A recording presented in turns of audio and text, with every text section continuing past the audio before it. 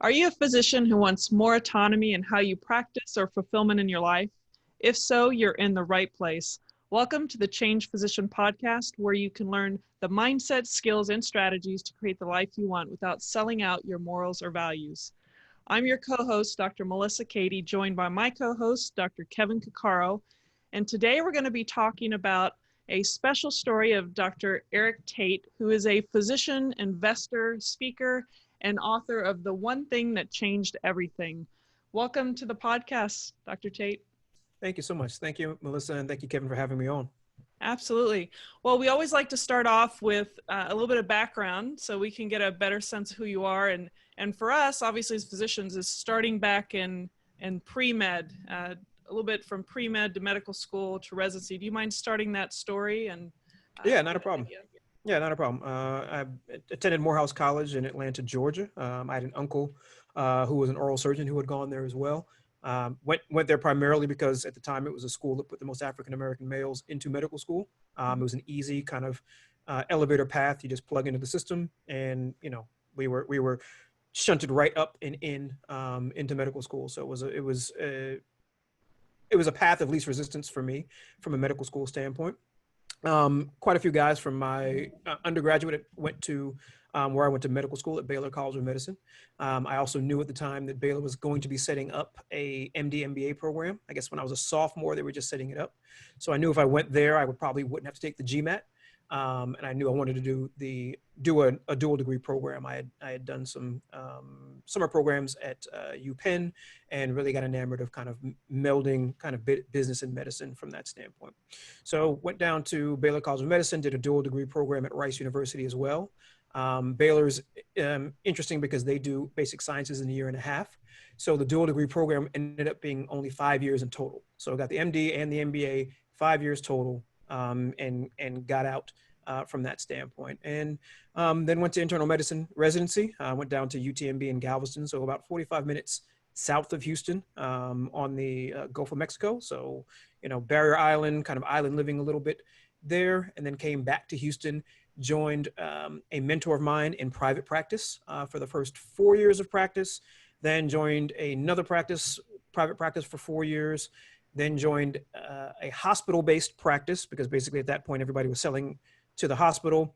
Interestingly enough, I was also an owner in that hospital, so I kind of semi-employed myself, interestingly enough. And then maybe about 3 years ago, I got to the point where I was able to essentially go down to 1 day clinically because of what we had done in the investment world.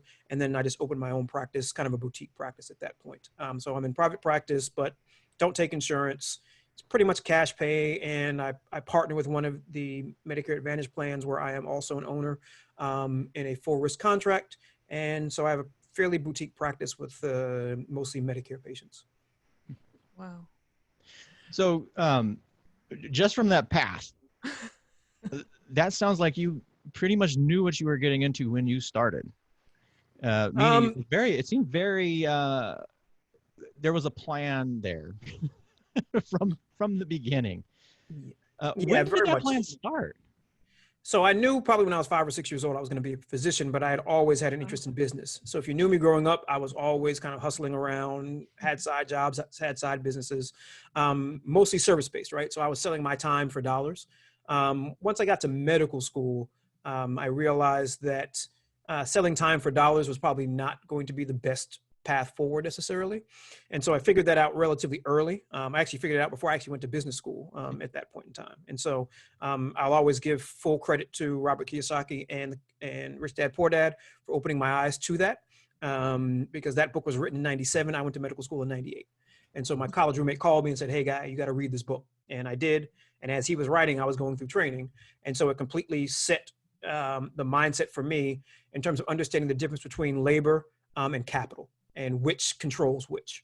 And so that pretty much let me always understand where I was in the hierarchy and where I wanted to be essentially in the revenue cycle. And what I mean by that is this: you want to be as high as possible in the revenue chain and not be the back end of the revenue chain, which is essentially you're just a provider. You are the one who's last in line. And that's what most physicians are when it comes to the revenue that comes into healthcare. And so once you figure that out, you try to figure out how do you move your labor further up the value chain in the hierarchy of medicine, if you can. And if you can't, then you have to understand that and realize that the time where you're selling your time for money is one thing, but you have to have real ownership and equity in something else if you ever really want to be free. And it isn't stocks and bonds that are going to do that for most people. Right. So I hope I didn't interrupt you, Kevin, but I'm curious, as far as your most, I did read Rich Dad, Poor Dad, by the way, and it's funny, you can read things and not necessarily implement them in totality. You could understand it and maybe not implement it. But of the things of being in the top of the food chain or letting your money work for you instead of you working for the money, what would you say are your most prized types of things that you think are, the best avenues, in your opinion, that have worked for you for physicians to maybe consider? And so I always have a thing. I was talking to a couple of potential investors today, actually, and I tell people all the time, I can't tell people what to do. I can just tell people what I do, right? And so for me, real estate was the easiest and most basic way. As they say, medicine is a jealous mistress, maybe a little bit patriarchal, but it is what it is, right? And so I knew I was not going to be creating an operating business while I was practicing medicine. I didn't go to business school to become, to work in kind of medical administration. I knew I always wanted to practice medicine. And so I had to look around to figure out ways that my money could work for me, but generate income to me, because I wanted to always be able to replace my income so I can choose when and how I wanted to work, right? Ultimately, I come from a decently long line of physicians, many of whom were turn of the century, so there weren't specialties there. They were country docs, right? They had herbs in their garden. People paid them in chickens and things of that nature. And so that holistic care, independent of what the payment model is something that I cared about. And so if I could make my income independent of medicine, then how I practice medicine was going to be independent of the payment model. And so for me, it was always a binary decision. Either I put my money in things that paid me or I didn't. If it didn't pay me, I didn't buy it. It's a simple decision, but people make it very complicated. And when they make it complicated and they talk about all these different ways on why you shouldn't do that, and X, Y, and Z, I don't fight people. I don't tell them that's the case, right? Fine, if that's your belief system, good, roll with it. Tell me how that's working for you, right? And so for me, as I say, I can only tell you what I did. And so it started with real estate, then it started with me investing in hospices, investing in the hospital I'm part of, investing in the insurance company I'm a part of. Again, I'm going to be doing this work anyway. I'm going to be sending patients to hospice. I'm going to be sending patients to the hospital. I'm going to be taking this insurance company. Why don't I move up the value chain? Why don't I sit at the table where the money's coming in so I can get a piece of that at an earlier stage than when all I'm getting paid for is expending the labor. And so that's just the pathway that I took. And it's morphed a little bit as time has gone, but for the most part, it's still a binary decision for the bulk of my personal investments. And then all I did was open up my personal investments to other investors, and then we just move forward. And so it's very binary decisions for us in many cases around what it is we're going to own and how it is we're going to expend the capital that we've already worked for. How did you get into that group of people that think, at least the right people to know, like to get involved with those types of projects? How did you get yourself into that? So I'm a big personal development guy. And so I'll probably spend 10% of my income a year on personal development. I'm a seminar person. I'm kind of have an eternal curiosity. And so I pay people. I pay for mentorship. I pay if someone is doing something that I want to do, it means that I can do it as well.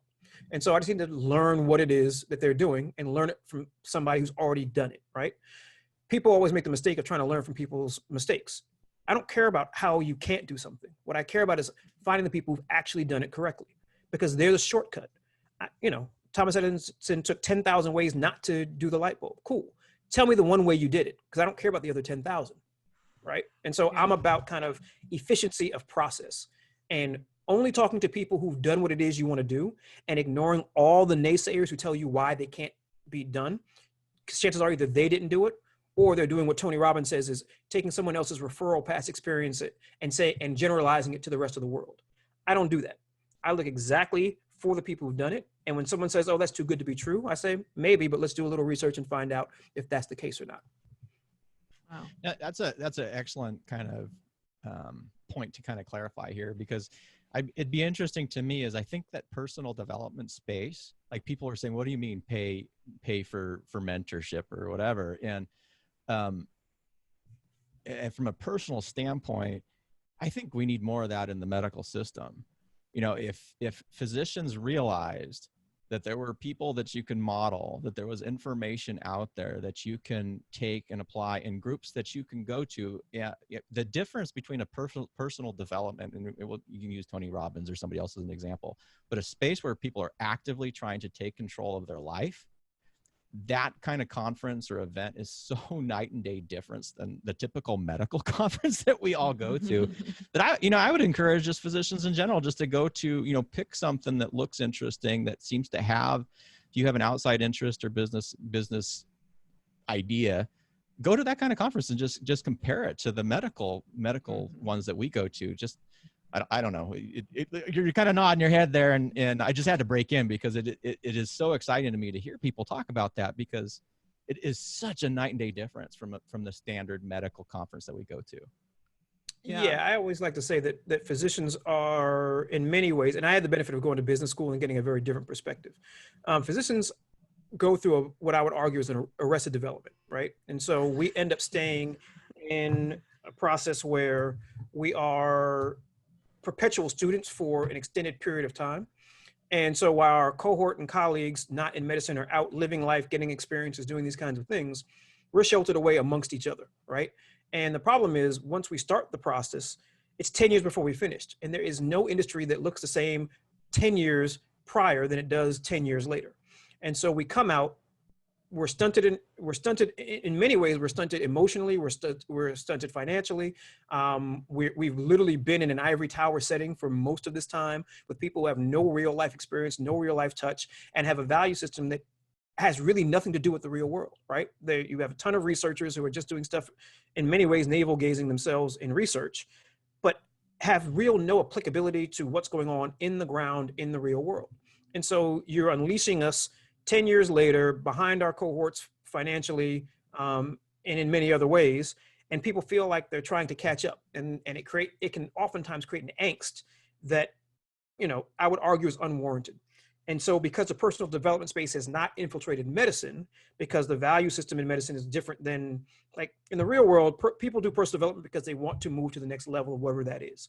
Well, when we graduate, we're attendings. We're at the highest level. There's no more. That's it. This is what your life looks like for the next 30 years, right? And so there's no next thing, which is the other thing that creates angst for physicians as well. Is like, well, Willie, what's next? And so in our world, what we try to do is decouple the ego from the profession. We've gotten so wrapped up into being physicians and what that means. But the problem is, as physicians, we don't have autonomy. And so without any autonomy, nothing happens without us, but we can control nothing. That is complete cognitive dissonance. And it makes perfect sense as to why people feel burned out. And what I try to explain to people is just a reframing and a reshifting, right? Listen, this is a job. It is a calling as well, but in the end, please give up the notion, unless you are going to do your own practice that is cash pay, give up the notion that physicians will ever again control the purse strings of medicine. We had the chance, we blew it, we pillaged the system, they will never give that back to us. So we will never control the payment model. The problem is the payment model determines the delivery model. And so the delivery model will never be determined by us again unless you go out on your own as a cash pay person. And so once people can give up that pipe dream of thinking that we're going to control the workplace of medicine and just let that go, right? Let it go. Stop trying to fight it. Doesn't mean you don't make things better. It doesn't mean you don't care about patient safety. But in the end, understand that we are labor. If you get off the high horse of we're special and just say, you know what, we are labor, we are here as labor. Once you reframe your understanding and expectations of that and build your hobbies, build your income, build your relationships, build everything else outside of medicine that fulfills you, and find other things besides the profession to fulfill you, you'll have a lot of this burnout stuff go away. And so some of this is just a reframing process, right? I tell my patients all the time, stress is when your reality of life does not meet the expectations of your life. And if you can't control the reality, then you need to shift your expectations. And most physicians have to shift expectations. doesn't mean that you are downgrading expectations. It means you're shifting what it is you can control to the things you actually can control. I just love your conviction about everything you just said there. I just have to say that is fantastic. I know, Kevin, you're probably trying to chime in too. Well, no, because that's another really important point. And I talk about this a lot too with what I call the circle of control, right? And you have this circle, and everything interior of that circle is stuff that you can control. And everything external to it, you don't. And the problem, and actually, if you even look at the data and research when it comes to occupational stress and burnout, if you externalize that level of control and you are trying to control things that you do not have objective measures to control, you're going to kill yourself. And in medicine, you know, whether it's self-inflicted or not, we have these systems that put all these outside metrics that we're now being responsible for things that we don't have control over, but we think that we do. And it's you know, I just absolutely love it. I applaud that. Again, it seems from very early on you were I'm just contrasting to my own personal medical journey when I went in, and it was like, I'm just going to go to medical school. And I learned a lot of these things through the path. But I think if people had at least had your mindset, or at least had taken a couple moments up front to kind of recognize sort of what medicine can do and what medicine isn't from the get-go, it would be a different journey for a lot of different people. Absolutely. I mean, my wife works at the VA. You know, if there's ever a frustrating place, that would be it, right? But I explained to her the Dilbert Principle, the Dilbert comments. You just have to read the Dilbert comments, right? If more physicians just read Dilbert, they'd figure this out. Just say no. They're not going to fire all of us. Right? Just say no. If things just don't make any sense, just say no. We're so duty bound and quote unquote honor bound and such rule followers. And some of that is just, we pick the wrong people for the profession these days. All we do is pick people who can test well. And it doesn't really translate well into workforce, but that's a different discussion for a different day. And so we're so used to taking orders and being yes people, as opposed to just, sometimes you just have to say, you know, no, we're not doing that, right? That's not going to happen. And see what happens from a consequence standpoint, right? In the end, as I tell people, you can always get a locums job. We are unemployed by choice. And if you're willing to understand that, you put up with a lot less. And physicians are our own worst enemies when it comes to kind of workplace and workforce treatment issues. We just don't say no to things. And I'm not saying create a union, you know, that's illegal, but we just don't say no to things that make no sense, all right? And if you don't have the conviction to say no to things that don't make any sense to you, can you really blame a system that you were essentially complicit in because you didn't say no? Mm-hmm. Absolutely. I could just keep going, Melissa, but I'm going to pause a minute here. No, I'm not going to go into my story, but in general, I've just became unemployable as of October last year, and I'm still doing some labor part-time general anesthesia while I work on other things, but it's a really good feeling to be able to kind of call the shots to a certain extent, at least be in control of my schedule as much as I want to be. But I am curious about the conflicts through this process. I mean, you have a certain, you have this sense of conviction and confidence that I assume is what's kind of driven you to this point. I'm assuming that you've had that at least to a certain extent all along, but I'm wondering through the process, were there certain hangups or conflicts or challenges that you had along the way that there's some lessons learned there, or just some moments that you realized, just something you learned from? Yeah, I mean, yes, it was an evolutionary process, right? Like I say, business school was very helpful to me from the standpoint of understanding, juxtaposing being a professional student in two different professions, right? Mm-hmm. In business school, I literally would have, classmates yelling at teachers saying, I am here paying you, you are not teaching me. And juxtaposing that with us taking the abuse that we do on wards and clerkships, right? I'm like, wait a second. As third and fourth year midterms, I reframed it because I came back essentially at the end of third year. I was like, wait, I'm paying to be here. I'm going to create the learning pathway I need to finish this process. And so some of it was just opening your eyes and realizing that there's just a certain level of there's just a certain level of treatment you will and will not stand for, right? Right or wrong, right? And ultimately, if the ethos of the profession says that this is the norm, then that may not be the profession that you need to be in, right? That may not be the way that you need to do things, right? You can't necessarily say that you, one person, if everybody else is doing it this way, are going to be able to change that whole thing, right? You have to just get enough other people who believe what you believe to change the whole thing. So doing it by yourself is not one of those things.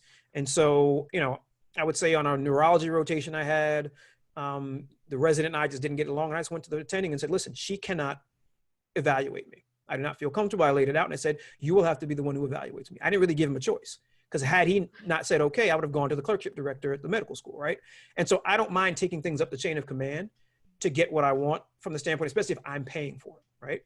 But the flip side is you have to be willing to bear the consequences of those actions. Listen, I'm a primary care physician. I can always do locums. I can always support myself. There's nothing that money is not I don't have fear around money.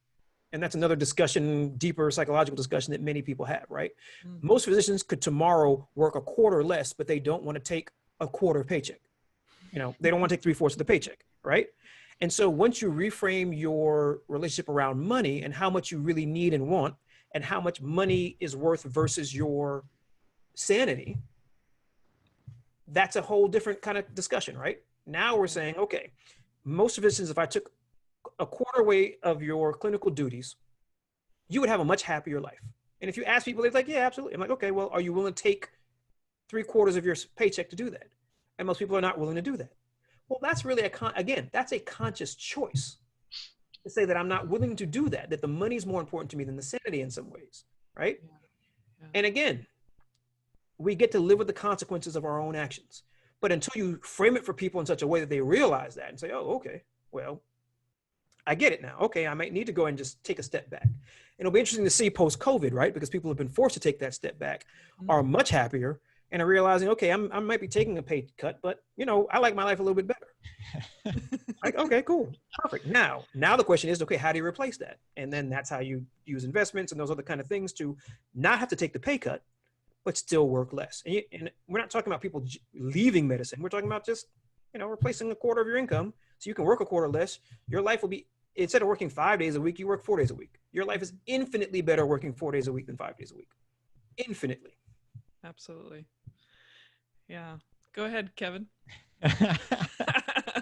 Well, there was a couple of things there. One I really loved is when you present it as that choice is like, well, if you want to have that extra day, then you're going to lose that extra income. And if then you choose to not do that, there's a cognitive reappraisal there where you're making it an active choice. So, and that's an important difference for the listener too, is there's a difference between feeling that you're in control, that you wish you had a better life, but you don't know what to do. And then recognizing that you can actually choose to make less and have a better life, but you are choosing to not do that. That active choice has a huge role on that perceived stress. The second path, though, is, and we didn't talk about this, but I just read on your website before we started this interview, is very early on, you made that choice because some of your first positions, you said, I worked less so that I would have more of my time. And we've talked a little bit about reasons why, but would you be a little bit more specific for the listener on how you design that conscious choice to work less early on in your career, earning less, but why that was important for you? Yeah, I mean, let's be clear. The only asset you can't buy more of is time, right? I can pretty much buy almost anything else, right? If I have the time, I can pretty much do anything else. I can be healthy. I can have all these things. And so time, we've got 80 years if we're lucky on this planet, right? Give or take, plus or minus, right? And so I figured that's the whole kind of trading time for dollars. Time is the real commodity, right? Dollars are fungible. Money's fungible. There's a million ways to make money. It's super easy to make money with your labor. It's not quite as easy without your labor, right? That's where the key is. That's where real financial intelligence comes in, right? Anybody can buy a stock or a bond. Question is, how do you get paid a real rate of return without having to work all the time, right? And so that's really the crux and the key. And that's really where I spent most of my time focusing on, because money doesn't matter to me. I can make a whole lot more. I'd be making a whole lot more money right now doing other things, but I have pretty much all the time I want. And that to me is more important than the money. And so then it's just a matter of shifting your priority to decide what's more important to you, right? And you hit the nail on the head, right? When when you understand you're making an affirmative choice to live the life that you want to live because you want to make the money that you want to make, you don't now feel trapped. See, physicians feel trapped, right? That's why the beauty of giving a physician at least $1 of passive income is so mentally freeing to them, because they realize, oh crap, I actually can make money without actually having to get up every day and go to work, right? And when you get that first dollar of passive income that you don't have to continuously go with, your whole mindset changes about everything, right? Everything you look at looks very, very different. And so that's why I'm a big, big, big proponent of it, is because it changes who you are as a person, because it breaks the paradigm of what everyone's ever taught you, is that to get more and to make more, you have to work harder and do all these kinds of things and sacrifice yourself at the altar of the grindstone. No, not necessarily. You don't have to do that. And, there are other ways of doing that. Yeah.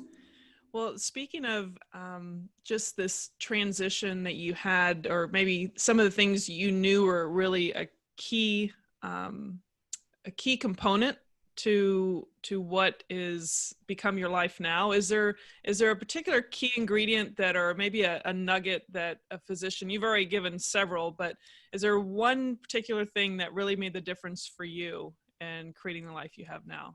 Yeah, understanding that passive income frees you. It's no more difficult than that.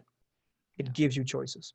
It allows you to have the choices to make about your time without sacrificing your material lifestyle. You don't feel want, right? The big thing that I have around the FIRE movement is most of those people are going to feel want. They're going to feel deprivation. I don't want to feel deprivation. I am an and both guy. I'm not an either or guy.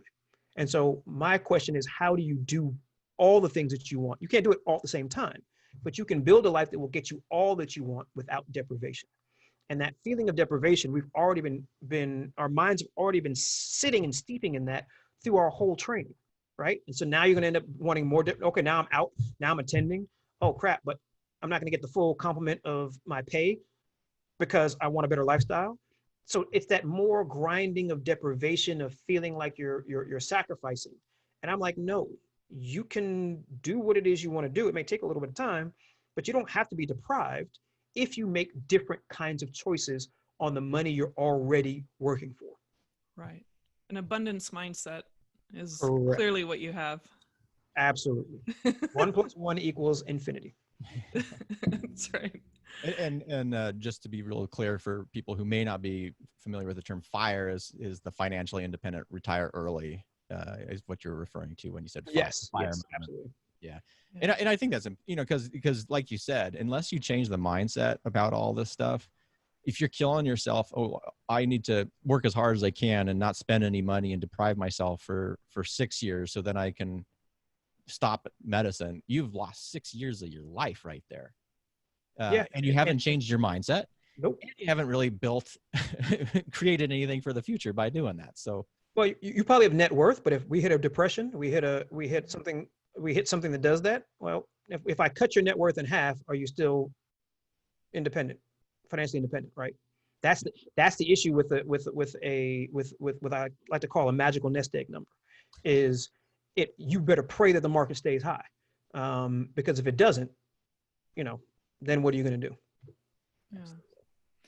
Just curious, I know we're getting to the end of this interview, but I'm curious with, now that I'm on my own, I do a self-directed retirement that I already had, instead of letting somebody else put it in places, and getting involved in real estate. And pretty much that's where I like to invest most of the extra income. And I'm curious if you kind of have like multifamily. There's a couple of things that I'm involved in. Are there certain types of niches of real estate that you like the most?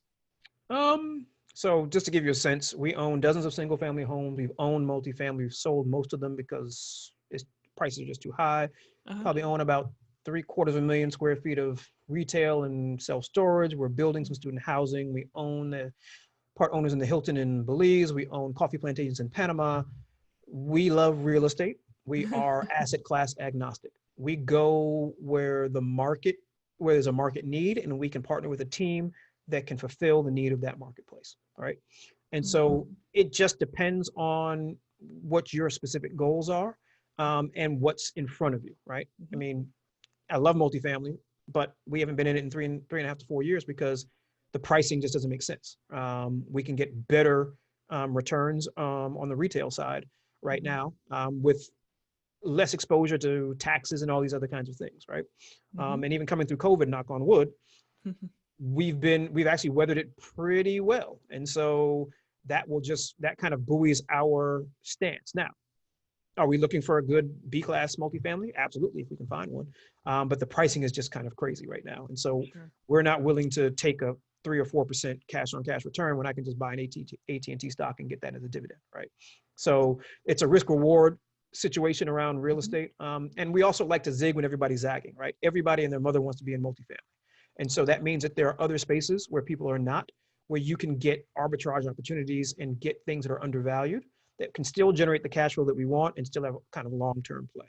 We're bullish on farmland and things of that nature. And so we're looking where other people are not looking right now. Yeah.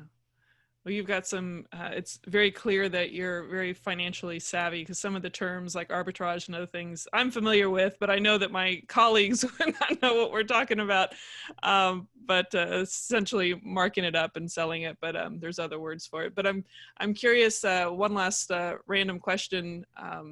I know you've mentioned a couple of guys already, but as far as personal development, are there other people that you've enjoyed following? I mean, Brendan Burchard's one of the ones. There's several other people out there that do a lot of personal development. Any other ones you like?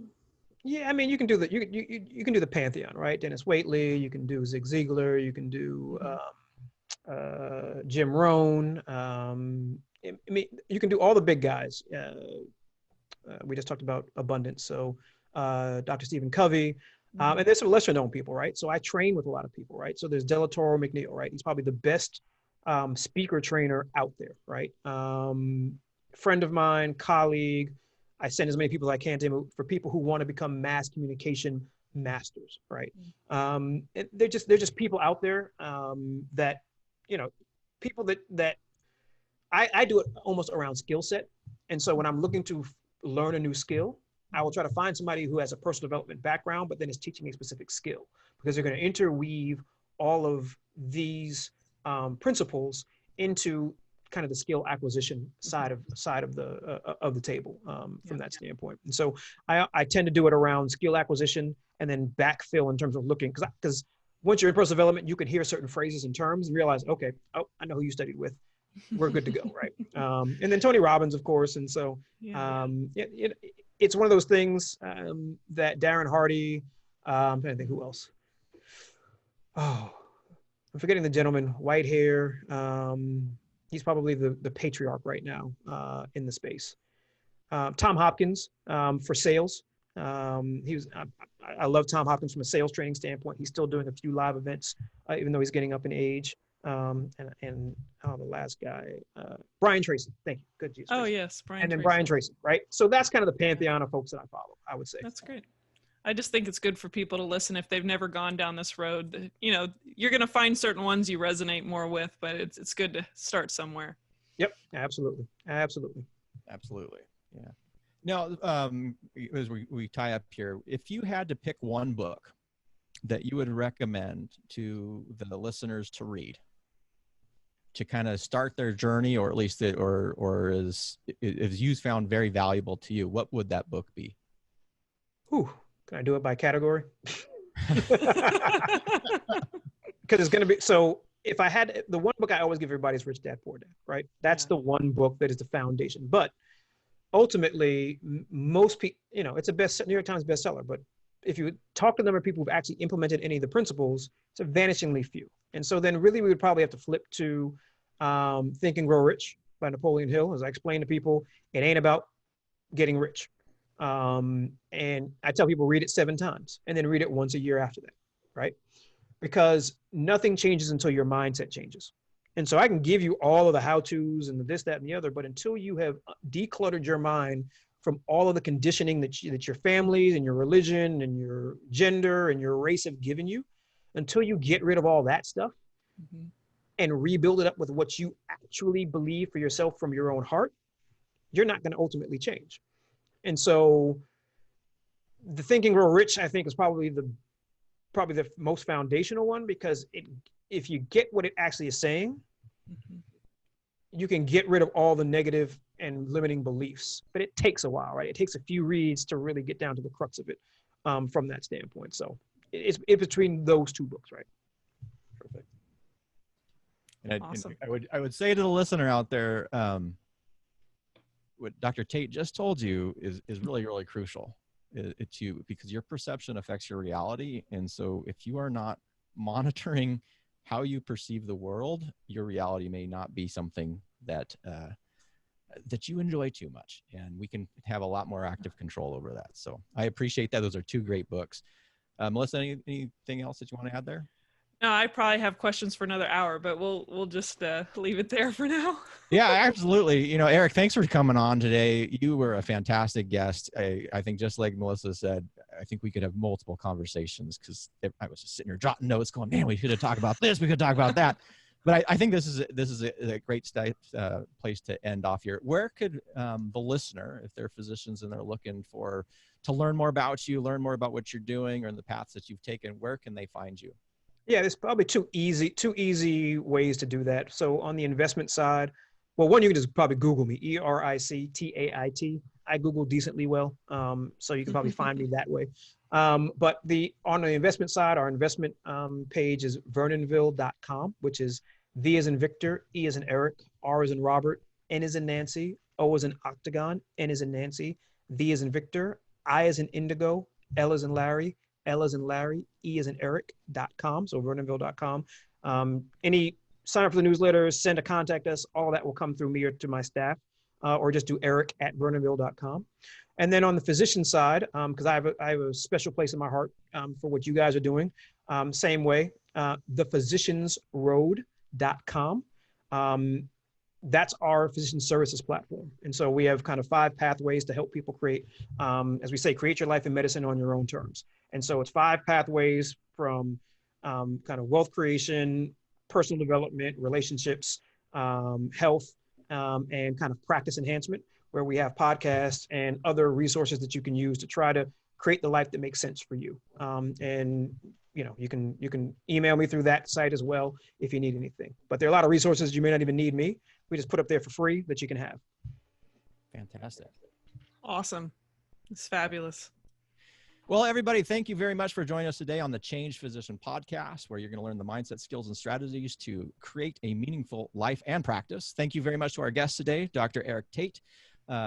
Wonderful to have you. Hope to have you on in the future. And for everybody else out there, stay well. Take care. Thank you so much.